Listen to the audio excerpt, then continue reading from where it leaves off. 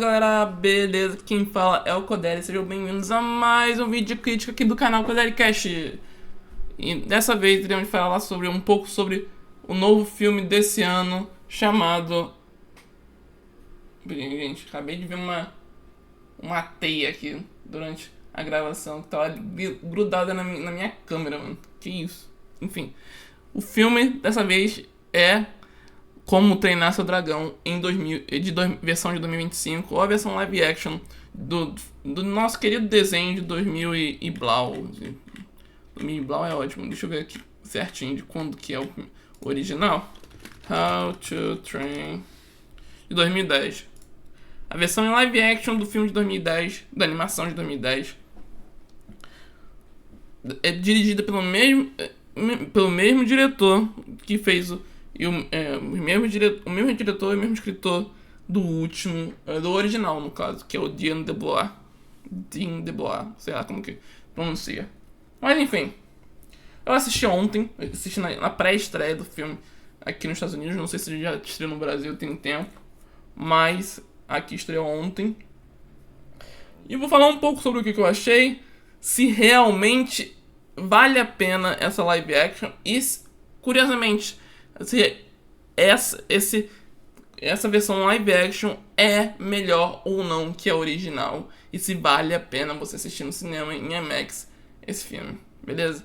Mas antes de eu começar a falar sobre Como Treinar Seu Dragão, eu quero pedir o seu like. Sim, eu quero vir aqui, ser cara de pau e pedir mais um like seu. Que você deixa o like no vídeo, se inscreva no canal, que isso é muito importante para o andamento do canal, beleza? Então, sem mais delongas, agora que eu já fiz o meu jabá, bora lá falar um pouco mais sobre Como Treinar Seu Dragão, a versão live action. Como Treinar Seu Dragão conta a história de Soluço, que é um filho de um chefe viking que não consegue se encontrar como um viking, que não consegue se identificar, ser parte da comunidade viking, sabe?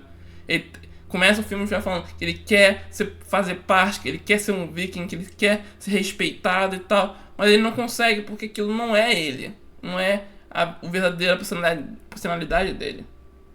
Mas ele não entende isso e por conta disso todo mundo distrata dele, bota ele de canto. Quando ele tenta fazer algo pra impressionar, ele acaba piorando a situação dele e acaba trazendo vergonha para o nome da família, como o próprio pai dele diz e tal. E enfim, e nisso ele acaba conseguindo capturar um nosso querido Banguela, um Freio da Noite. E nisso ele descobre que na verdade ele não é que ele não consegue se encaixar na comunidade, e sim que ele é diferente dos outros, que ele não tem esse ódio todo no coração contra o dragão, e que na verdade ele entende o mundo de forma diferente. E a jornada toda sobre Como Treinar Seu Dragão é sobre o Soluço mudar a visão de todo mundo da comunidade de Edgeburg a entender os dragões, a entender que os dragões não são ofensivos, que eles são ofensivos porque apenas estão se defendendo e não por vontade própria. Entendeu? Mas é basicamente isso. Esse é a sinopse do filme. Essa é a história do filme. Que a gente já sabe, porque já assistiu isso em 2010. Sabe? A gente já sabe. Aí vem a pergunta: vale a pena esse filme? E é uma resposta que vai surpreender muita gente. Mas porque pra quem conferiu a crítica de Lilo Stitch, viu que eu não gostei nada porque mudaram coisas fundamentais do filme, que na minha opinião foi um crime fazer isso na história do Lilo Stitch, e que não fizeram nem um pra um da história, o que normalmente é o que a gente quer, que eu quero normalmente em um live action, que você bote a mesma coisa da história original e amplie algumas coisas, expanda alguns significados, etc. O que não aconteceu em Lilo Stitch, curiosamente, aqui acontece. A história é bem um pra um, Tipo, você vai ver o Soluço fazendo toda a trajetória dele ali, você vai ver um monte de coisas e vão ser expandidas alguns significados. Tipo, eles dão mais significado à cultura de Burke, aos antepassados, aos ancestrais, que eu achei bem interessante porque dá um pouco mais de vida e significado aquele ódio, aquela batalha contra os dragões, sabe? Eu acho muito interessante isso.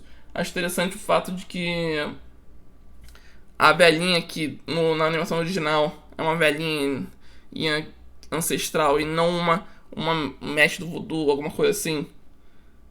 E aí aqui eles transformam aquela velhinha em uma pessoa não velha, mas que conhece um pouco das coisas, mas que é uma mestre do voodoo, para dar a entender que ela tenha um entendimento maior sobre o que vai acontecer, sobre por que eles vão sempre nessas viagens, dar uma discussão maior de política ali na reunião, quando eles decidem ir atrás da Ilha dos Dragões pela primeira vez. Eles expandem aquilo para falar que as pessoas têm dúvidas e tal, e que na verdade eles estão indo mais porque o cara tá convencendo do que é outra coisa, sabe? Eu acho que tem umas expansões de diálogo que são muito boas também. Tem um diálogo no começo mesmo, quando o Soluço vai dar um flirt, vai flertar com a Astrid pela primeira vez. A primeira vez que. Sobre o livro lá, pra eles estudarem junto o livro. E aí ela tem um diálogo com ele falando que ele tem prioridades e tal. E ele fala que o pai dele gostaria mais de ter ela como filha do que ele. Que ele acha que ela é mais merecedora de ser o líder, de ser a líder do povo do que ele, que é o filho do líder da cidade no atual momento. Acho que o que o filme faz, que a animação não fez, foi dar mais personalidade ao Soluço. Você percebe uma personalidade maior no Soluço aqui do que na animação original. Claro, porque, tipo, depois, por ser o mesmo diretor, o mesmo escritor, você percebe que depois dos 3 filmes, ele tem um entendimento maior do personagem. Tipo, ele fez as 3 animações lá, 1, 2 e 3, beleza? Certo?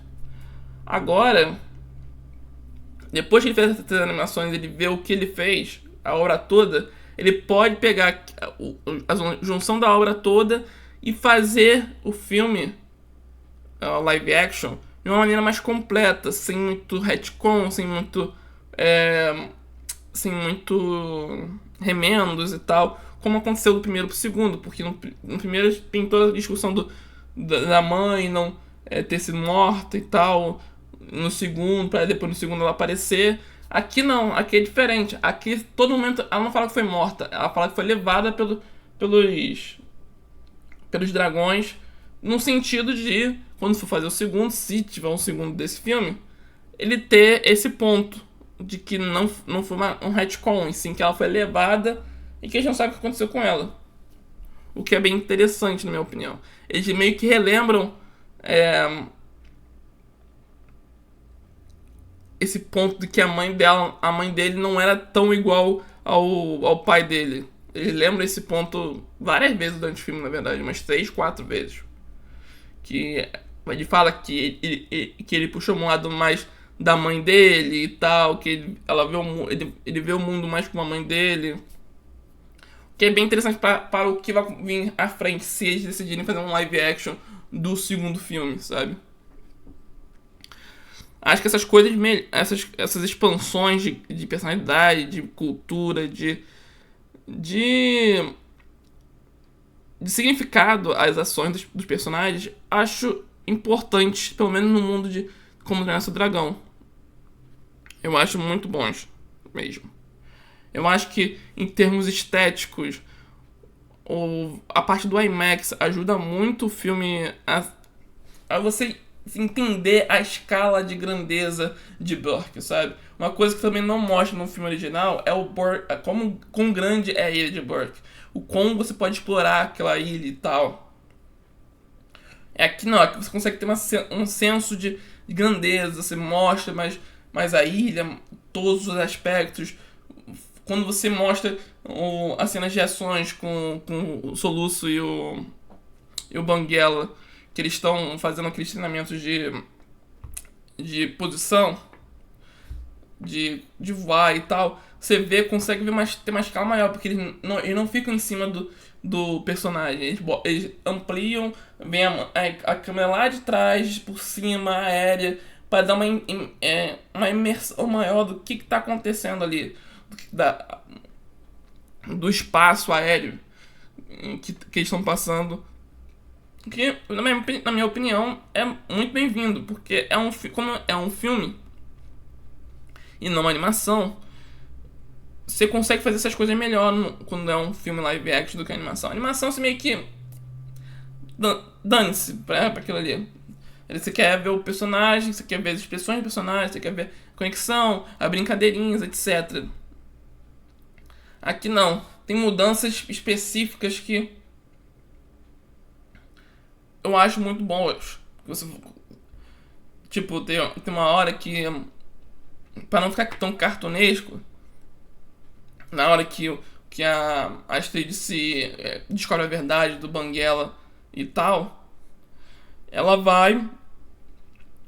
Ela começa a fugir, mas ele vai, pega ela rápido e joga ela lá longe numa montanha de precipício, pra ela ficar ali, o que é uma sensação mais de tensão que não teria numa árvore, por exemplo. O que eu acho meio maneiro. Acho que dá uma sensação melhor de perigo pra situação ali que eles estão querendo e tal. Acho, aliás, uma coisa, falando de Astrid, a Astrid tem muito mais tempo de tela do que no filme original, na minha opinião. Acho que eles dão elevam a importância da Astrid pro patamar do Soluço. Ela parece tanto quanto o Soluço, mas o Soluço parece um pouquinho mais na história do que ela. Claro, porque o Soluço é protagonista.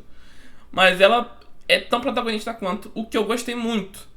Porque eu amo a personagem da Astrid. Eu acho a melhor personagem do filme. Tanto da trilogia original quanto do filme agora. Eu acho o personagem que eu mais gosto. E eu gosto quando dou mais tempo de tela pra ela. Ainda mais com a atriz que fez ela, que foi a Nico Parker. A Nico Parker tá sensacional. E pra quem reclamar por causa da cor, por ela ser negra, tá totalmente errado, mano. Desculpa, mas vocês estão totalmente errados. Porque ela passa a vibe da Astrid e a aura da Astrid e a alma da Astrid o tempo todo. Eles botam uma pequena mudança nesse filme, na minha opinião, que é bem-vinda, até em relação à relação entre a Astrid e Soluço, porque, tipo, eles fazem de um jeito que não seja tão forçado a relação deles, porque no primeiro filme, meio que a relação deles é meio forçada em relação à animação em si. Já que no segundo filme, eles vão montando essa relação deles desde o primeiro momento que ela aparece.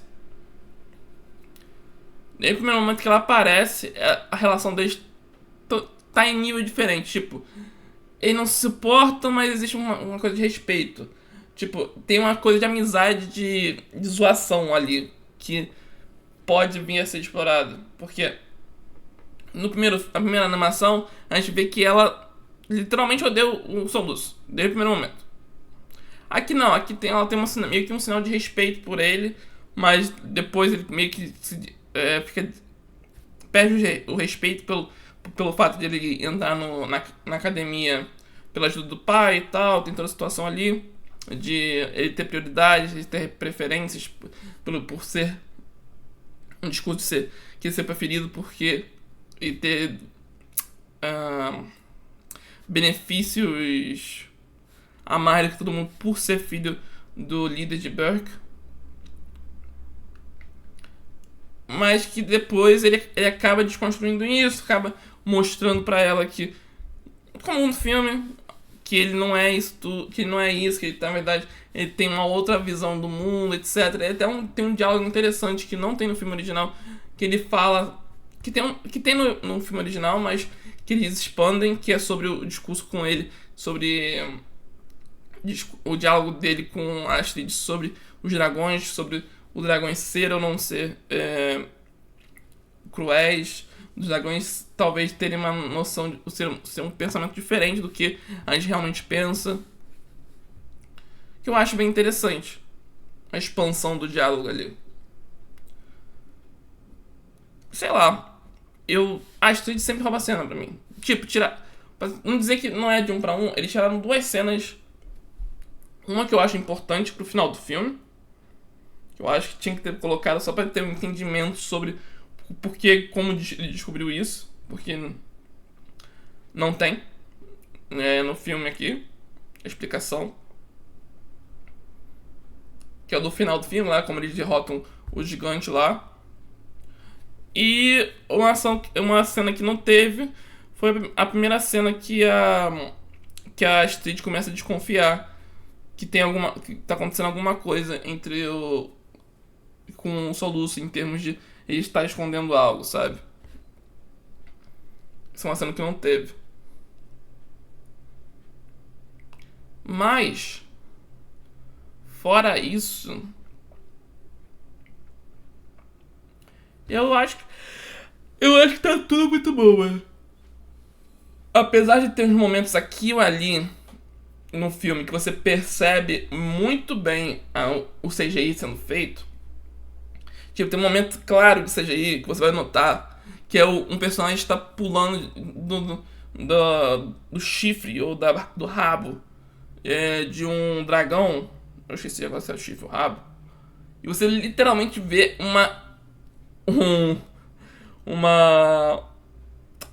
basicamente um contorno sobre personagens de CGI, mano. Que aquilo tudo é parede branca, parede verde, tela verde e tal. E aquele momento é muito engraçado, pra ser sincero. Eu dei uma gargalhada na hora que eu vi isso no filme. E tem um momento no final do filme, mas aí, tipo, tem um personagem que tem a... Eu esqueci o nome dele agora. Mas que não tem mão nem pé. Que troca a mão toda hora, sabe? Que é amigo melhor amigo do pai do Soluço. Então, ele tem uns... Como posso dizer? Eu acho muito fora de tom a parte da mão dele. Sério. Ali nesse filme. Porque meio que tá fora de tom com o resto do mundo, sabe? Na minha opinião. Tá meio que muito cartunesco pra situação ali ao redor, sabe? Que é ok, porque tanto faz. Não me tira do filme. Mas me incomodou um pouquinho. É um ponto negativo a se falar. São esses 2 pontos negativos só. De resto, o filme tá muito bom. Vale a pena ir no cinema, vale a pena ir em IMAX, porque dá em outra imersão. Dá outro significado. Não significado não, dá outra imersão mesmo. Dá outro sentimento, dá outra experiência e tal. Por isso, pra mim, esse filme aqui é 10/10. Porque o filme original pra mim é 10/10. E por ser esse filme ser uma expansão àquele filme, e por ser melhor do que, pra mim, na minha opinião, é melhor do que o original. Porque se a gente pegar aqui, então pra mim seria um 10/10. Se a gente pegar aqui o original, só pra pegar o tempo, pra você ter noção, é 1h38 o original, beleza? 1h38 de duração. Aqui são 2h05 de duração, pô. São literalmente 30 minutos de expansão. Literalmente. E eu acho que valeu a pena as expansões que teve aqui. Eu acho que são bem vistas. E eu concordo com o Rafa Camargo. Pra quem não sabe, eu sou muito fã dos reviews. Do review do Rafa Camargo. E eu concordo com ele quando ele diz que esse é o melhor live action existente. Porque ele faz um 1 pra 1 perfeito. Muito bem feito. Dá expansão em personagens, dá expansão em personalidade de alguns personagens e dá expansão na história. Que é o que a gente normalmente quer quando vê uma live action. Então, tá aqui, nota 10/10 pra mim, pra esse filme aqui. Beleza? Mas e vocês? O que vocês acharam desse live action. Se vocês já assistiram, obviamente. Se vocês não assistiram, o que vocês acharam? O que vocês estão convencidos aí ao cinema depois desse review? Deixa o feedback aqui embaixo nos comentários, porque ajuda muito o canal. E além disso, eu te peço de novo o like e que você se inscreva no canal, que é muito importante. Você não sabe o quão importante. Se todo mundo que assiste os vídeos começar a se inscrever no canal, isso vai ajudar muito o canal a crescer. Você não tem noção, beleza? E também vai atrair mais gente, vamos poder fazer uma comunidade. Isso é sempre bom, sabe? Mas é isso. Tamo junto, é nóis, até a próxima crítica, review, veredito, etc. Com mais filmes novos pra vocês, beleza? Tamo junto, é nóis, até mais. Tchau, tchau!